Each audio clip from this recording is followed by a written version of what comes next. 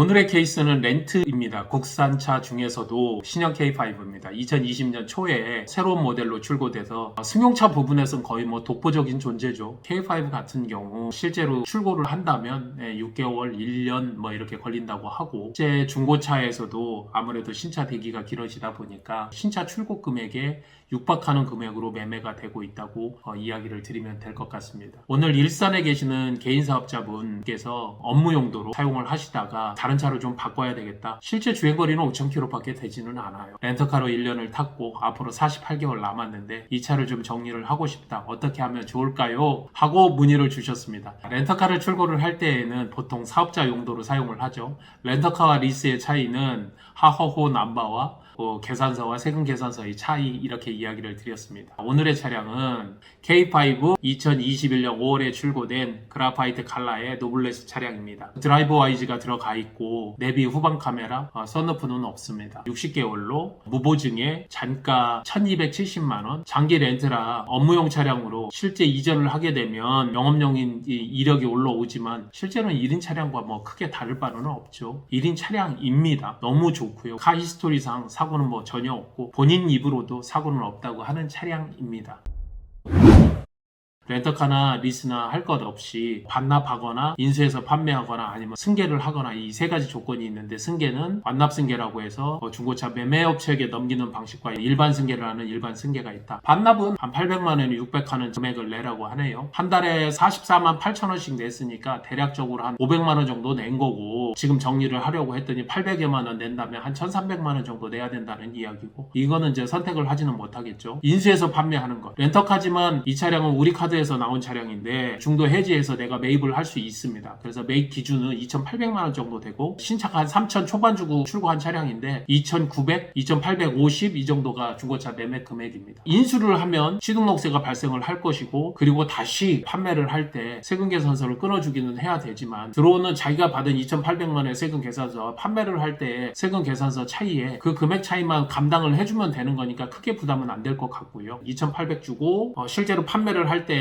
2,600 정도 되겠죠. 그것에 취등록세 8%, 토탈 들어온 돈은 3,000, 자기가 부담해야 되는 돈은 한 400만원 정도 될 것 같습니다. 완납 승계가 있겠죠. 중도 해지하는 금액 2,800만원을 기준으로 렌터카 회사에서 업체로 넘어갔다가 중도 해지해서 다시 현금화 시키는 건데, 렌트카 승계를 하게 되면 승계 수수료 1.5에서 2% 정도, 그 다음에 중도 해지한 후에 업체로 이전 2,850만원 이상이면 1.5% 정도, 그냥 그 이하면 1% 정도 든다고 보면 실제로는 3%, 마진하고 상품화 비용 7% 이렇게 합치면 한 10%, 한 3,080, 200에서 220, 30 정도 든다고 보면 될 것 같고요. 그러면 이렇게 정리가 될 수 있습니다.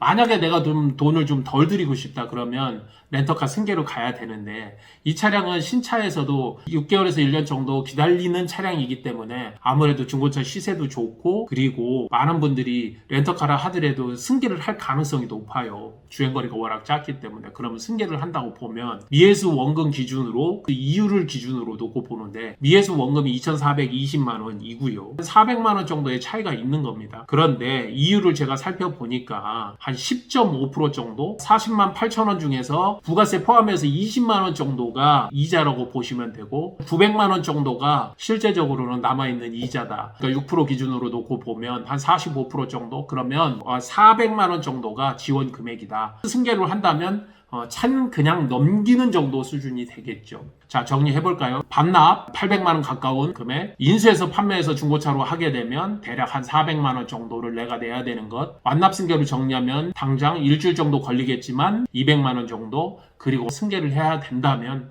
기간적으로는 한 3, 4개월 걸리겠지만 그래도 내가 돈을 내지 않게 된다. 그 기간 동안에는 내가 돈을 44만 8천원 정도를 내게 되지만, 그렇다 하더라도 미해수 원금이 줄어드니까 실제로는 제로 기다려도 현재상으로 보면 완납승계가 가장 이득이 아닌가, 이렇게 생각을 합니다. 요게 이제 핵심이고요. 제가 하나를 찝어야 될 것은, 과연 그러면 금액이 200만원을 드는 완납승계로 정리를 할 것인가, 아니면 3개월 정도를 기다린다 하더라도 렌터카 승계로 해서 내가 금액을 줄일 것이냐, 이 부분은 바로 의뢰하신 고객께서 결정하셔야 될 부분이고, 내가 빨리 정리를 하겠다 한다면 200만 원 정도에서 정리를 하는 완납 승계를 추천을 드리고, 내가 여유가 있다 그러면 렌터카 승계로 한번 금액을 줄여보는 것도 나쁜 것은 아니겠다. 3개월을 약정을 하지만은 실제로 이렇게 인기 있는 차량들은 30일에서 45일 정도면 충분하게 회전이 된다는 것을 고려를 해보시면 렌터카 승계도 나쁜